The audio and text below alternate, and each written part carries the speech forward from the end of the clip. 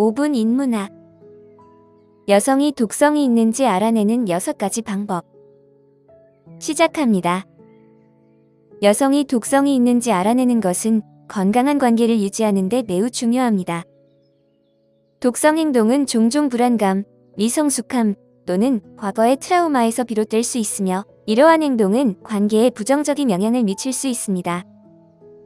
따라서 파트너의 행동을 주의 깊게 살펴보는 것이 필요합니다. 이러한 신호들을 인식함으로써 여러분은 더 나은 선택을 하고 건강하고 행복한 관계를 형성하는 데 도움을 받을 수 있을 것입니다. 지금부터 여성이 독성이 있는지 알아내는 6가지 방법을 알려드리겠습니다.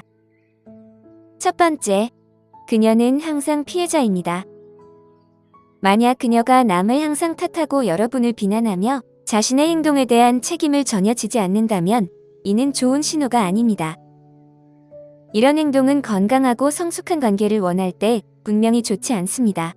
이런 유형의 여성은 여러분에게 죄책감을 느끼게 하고 여러분이 하지도 않은 일에 대해 사과해야 할 것 같은 기분을 들게 합니다. 그녀가 자신의 행동에 책임을 지지 않기 때문에 이런 상황이 발생하는 것입니다. 이렇게 사는 것은 매우 피곤하고, 항상 남을 비난하며 피해자 역할을 하는 사람과 함께하는 것은 독이 되는 상황입니다. 피해자 역할을 하는 것과 실제로 상황에서 피해를 입은 사람인 것은 큰 차이가 있습니다. 그녀가 상황에서 피해자가 될 수 없다고 말하는 것은 아닙니다.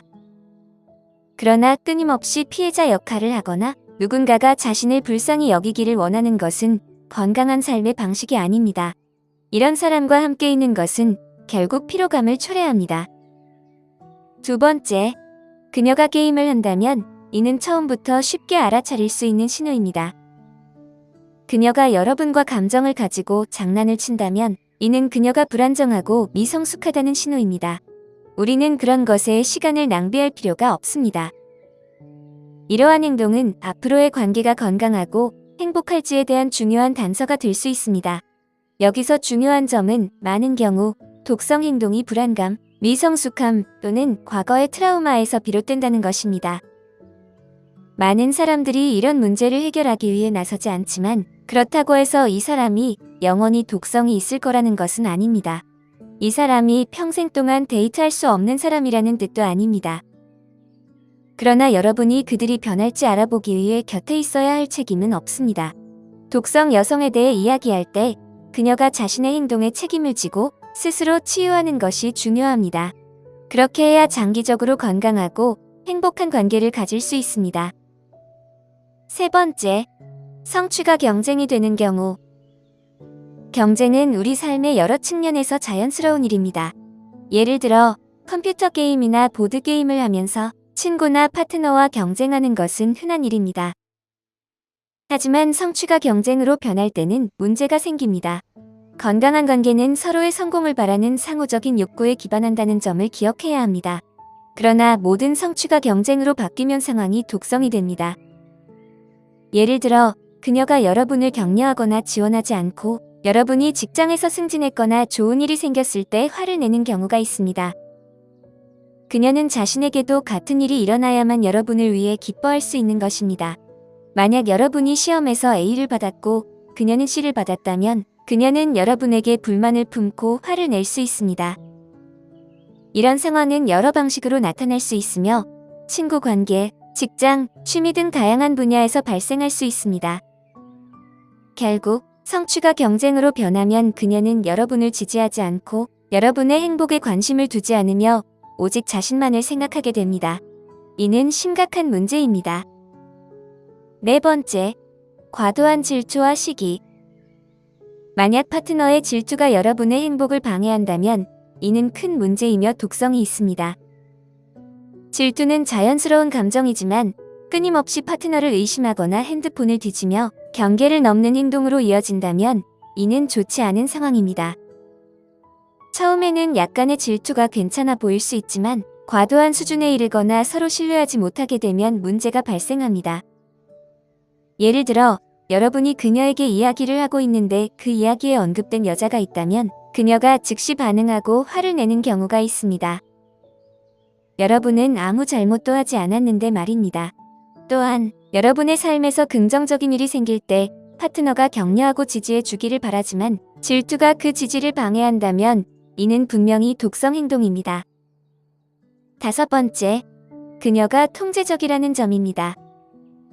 앞서 언급한 두 가지 포인트와 연결되며 이 모든 것이 서로 얽혀 있습니다. 종종 통제적인 사람은 질투나 시기를 느끼기도 합니다.